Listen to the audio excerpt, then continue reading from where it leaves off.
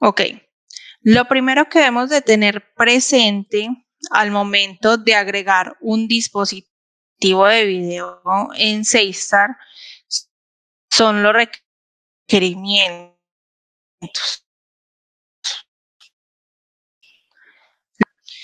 Estos dominios dinámicos, existen muchos proveedores de Internet, en este caso, proveedores en el mercado que ofrecen los dominios dinámicos. Un ejemplo son DIN DNS, NoIP, entre otros.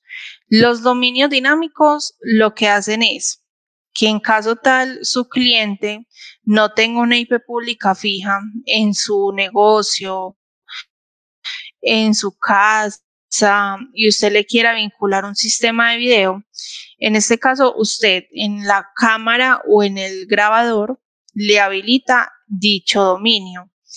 Y de esta manera, si el día de mañana le cambia la IP pública, el dominio va a seguir allí fijo y no vamos a tener inconvenientes porque le cambió la IP pública. Entonces, lo que mayormente usan nuestros clientes son los dominios, porque sabemos y conocemos que para muchos países o para clientes, en este caso que no son tanto como empresas, es más difícil adquirir una IP pública fija con un proveedor de Internet. ¿Ok? Bien, eso es lo primero. Lo segundo es que se requiere aperturar en el módem de Internet del cliente el puerto HTTP y el puerto RTSP. Esos dos puertos de la cámara o del grabador deben de ser aperturados desde el módem de Internet del cliente. Eso solo se hace una vez, ya que en este caso, con el dominio, si el día de mañana le cambia la IP fija, no se van a tener inconvenientes por el tema de los puertos, porque de una manera inicial se hizo el proceso de apertura desde el módem de Internet.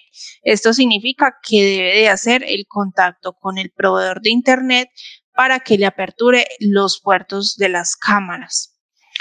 Lo tercero es que se requiere el usuario y la contraseña, ya sea de la cámara o del grabador, DVR o NVR. En este caso, la conexión siempre va a ser a través de IP. Y finalmente, tener presente que la compresión de video es a través de H264. Teniendo clara dicha información, vamos a, en este caso, lo primero que uno tiene que hacer es lo que yo les decía con el tema de los dominios. Sabemos que el adquirir una IP pública fija a veces no es tan sencillo, entonces para eso existen los proveedores de dominios. Un ejemplo es este que les estoy mostrando en pantalla, que se llama NoIP. Entonces, ellos ofrecen diferentes servicios o paquetes de acuerdo a su necesidad. Por ejemplo, es algo que se llaman zonas, en este caso, donde usted puede tener un dominio con el nombre de su empresa, por ejemplo, seguridad.com, ese sería el alias de su empresa, y usted por cada cliente crearía como un host. Entonces, en este caso, usted podría tener pepito1.seguridad.com, donde el alias siempre va a ser el mismo, seguridad.com. Entonces, de acuerdo a eso, ustedes adquieren, por ejemplo, zonas. Una zona, en este caso, usted decide cómo requiere que sea el tema, si anual, mensual, semestral, usted define todo este tema. Y con una zona, usted puede crear hasta 50 hosts, hablando por ejemplo, el caso NoIP. Ya si ustedes van a utilizar DIN DNS o otras plataformas, el modelo es muy similar. Esto es simplemente un ejemplo.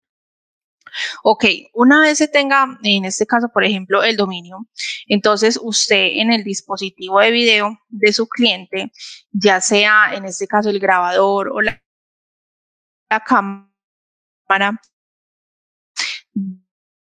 debe de hacer la configuración, el apartado de red, y en el apartado de red usted va a configurar, si lo va a hacer por dominio, los parámetros de su proveedor, y en este caso en el dominio o el host que usted creó para su cliente. Y pues en el tema de los puertos que le debe solicitar a su proveedor de internet, ya sabemos que nos tenemos que enfocar en el puerto HTTP y el RTSP. Significa que para vincular un sistema de video en SafeStar se debe garantizar que sea compatible con esos dos protocolos, HTTP y RTSP. Estos puertos, por lo general, el HTTP viene como el 80 y el RTSP por lo general viene como el 554 y se deben de aperturar como TCPs en el modem de internet del cliente. En nuestro caso, pues cambiamos los puertos por seguridad, no los dejamos siempre como vienen por defecto y ya estos puertos se deben de abrir. Al final, cuando yo vaya y chequee estos puertos, un ejemplo el 8105, y aquí, en este caso el 8106, deben de aparecer como open, abiertos en cualquier chequeador de puertos que yo utilice. Teniendo clara esta información, entonces me voy para SafeStar y me ubico en el apartado de dispositivos de video. Y allí vamos a agregar un nuevo dispositivo. Aquí nos van a aparecer una serie de marcas de dispositivos de video. Si tenemos otra marca, le podemos dar clic en otros, pero siempre el requerimiento para SafeStar va a ser que sea compatible con RTSP. Ese es el protocolo principal y el HTTP. ¿Okay? Entonces, independientemente de la marca, eso si son compatibles con esos dos, lo podemos agregar. En este caso vamos a agregar un dispositivo DAWA. Y en la parte inferior vamos a ingresar, en este caso la IP pool,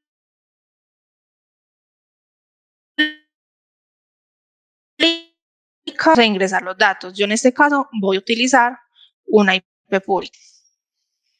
Vamos a agregar el puerto HTTP y el puerto RTSP.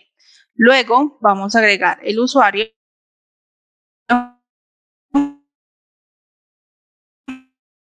Listo. Finalmente, le vamos a dar clic en Además. Cuando nosotros le damos clic en Además, él nos va a cargar una ventana donde si los datos no son correctos o el puerto está cerrado o las credenciales no son válidas, estos dos checks van a estar en rojo y no nos va a permitir pasar a esta hoja porque algún parámetro de los que ingresamos anteriormente se puede encontrar errado. Aquí vamos a agregar el nombre de nuestro grabador o de nuestra cámara, etcétera. Yo le voy a poner NVR DAWA 2 y aquí vamos a asociarla al objeto. El objeto debe estar previamente creado. En este caso, el objeto lo creamos en el taller número 1 y aquí lo vamos a asociar. Vamos a asociarlo a nuestro objeto, en este caso 001. Si usted desea que de una vez se le cree una vista de video, en este caso, lo podemos hacer. Una vista de máximo 9 cámaras por cada vista. En este momento, como solo vamos a agregar cámaras y vamos a hacer video verificación, no voy a utilizar este tema de las vistas. Lo vamos a ver en otro taller. Y esto que dice crear un transmisor asociado al dispositivo de video es básicamente cuando yo voy a hacer analítica, es decir, recibir eventos del estado de un grabador. Si en este caso se detectó movimiento, cruz líneas, si se activó una entrada de ese grabador, si hay pérdida de video, fallo en el disco. En este caso, yo habilito esta opción y se crearía un dispositivo adicional donde yo puedo supervisar dichos eventos como si fuese un sistema de alarma. En este caso, como vamos a hacer video verificación, no vamos a usar ninguno de estos dos apartados, sino que lo vamos a ver más adelante. Aquí existe una advertencia donde nos dice que solo se admiten flujos H264, lo cual hace referencia al modo de comprensión de las cámaras. Bien, y aquí nos aparece por defecto todas las cámaras activas de nuestro grabador. Ya nosotros decidimos cuáles deseamos que se vean en la central y cuáles no. Yo voy a dejar las dos primeras y voy a deshabilitar las demás.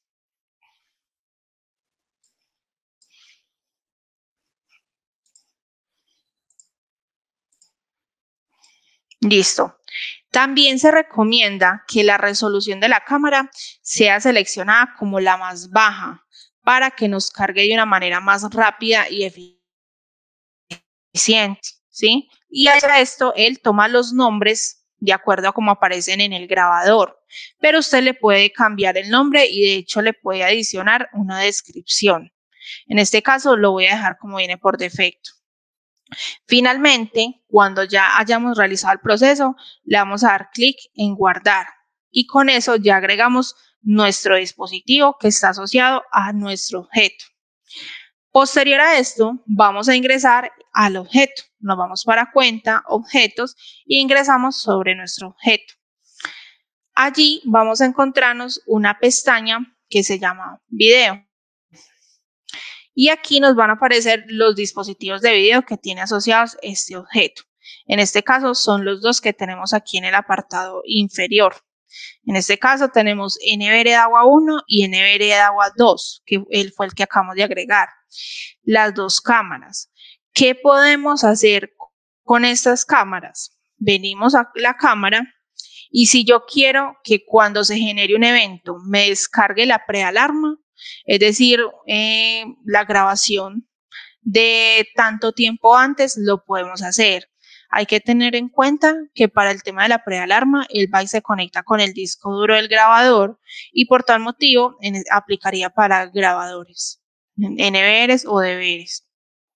Si deseamos que esta cámara se visualice en la aplicación de SafeStar Go, que vamos a ver más adelante, que es la aplicación para el cliente, podemos activar la opción para que se visualice en SafeStar Go. De lo contrario, lo dejamos inactivo. Y en la parte inferior vamos a encontrarnos con algo que es zonas, líneas y señales. Recordemos que para SafeStar las zonas son las particiones, las líneas son los sensores y la señal es el evento. Entonces, yo le podría decir al sistema, cuando a mí me llegue un evento de pánico, vamos a buscar un pánico. Cuando a mí me llegue un evento de pánico de la partición general, por ejemplo, que es en este caso zona, actíveme esta cámara. ¿Sí? Y si lo quiero hacer un poco más específico, asociándolo a un sensor, voy y busco el nombre del sensor y lo vinculo. Entonces, en este caso, yo lo que le estoy diciendo al sistema es, para un evento, muéstreme esta cámara como la principal, un evento de pánico, y en este caso, una partición, y se deben de cumplir esas dos condiciones. Si yo dejo solo el pánico, no habría ningún problema. Entonces, para cuando se genere un pánico, independientemente de qué partición sea o de qué zona sea, siempre me va a mostrar esta cámara como la principal. O, por ejemplo, la de abajo, yo le puedo decir al sistema, si a mí me llega un evento de robo, entonces voy y busco el evento. De hecho, puedo tomar varios tipos de robo. Por ejemplo, si se pueden generar varias situaciones de robo, entonces en este caso yo vinculo todos los eventos de robo y cuando se genere ese evento de robo me va a mostrar esta cámara como una cámara principal. Puedo asociar varios códigos de evento a una situación y de esa manera esa cámara me la va a mostrar como principal. No significa que el resto de las cámaras que estén asociadas las vaya a ocultar el sistema. No. En este caso, la principal, es decir, la cámara que está alarmada, no la mostraría más grande y el resto de las cámaras que pertenecen a ello estarían en un tamaño más pequeño al momento de atender el evento. Y con el tema de la prealarma, aquí en esta parte superior, yo puedo definir cuántos segundos me va a mostrar de grabación de prealarma. En este caso podemos tener hasta máximo 100 segundos de descarga de video de prealarma. Esa sería la configuración que yo realizaría para el tema de video verificación. Ya al final, cuando yo genere un evento, en este caso en la consola, el operador, supongamos para el evento de pánico, recibió el evento E120, que fue el que nosotros vinculamos en la cámara. Entonces, cuando él vaya y atienda dicho evento, él en la ventana principal, aquí donde dice vista previa, aquí vamos a encontrarnos la cámara más grande que está alarmada. Esta sería la cámara alarmada. Y ya en la parte inferior observaríamos unos recuadros más pequeños con el resto de las cámaras que pertenecen a ese objeto. Entonces, la cámara más grande siempre va a ser la que está asociada a esa zona y esa es la que nos va a mostrar como principal. Y las más pequeñas son las que en este caso van a estar perteneciendo a dicho objeto, pero que no están siendo alarmadas. Ya finalmente, el tema de la prealarma es este que nosotros vemos acá, donde él nos va a descargar la grabación de video de prealarma, la cual podemos descargar en nuestros computadores o ver, en este caso, en tiempo real, y va a estar almacenada por máximo 14 días. Esa sería toda la configuración para agregar un dispositivo de video y asociarlo a un evento o a una zona o a una partición y poderlo visualizar como lo estamos haciendo acá en este momento. A todos ustedes, muchísimas gracias. Nos encontraríamos este jueves 19 de enero a las 11 horas GMT-5, Bogotá, Quito y Perú. Muchísimas gracias a todos. Que tengan un feliz día.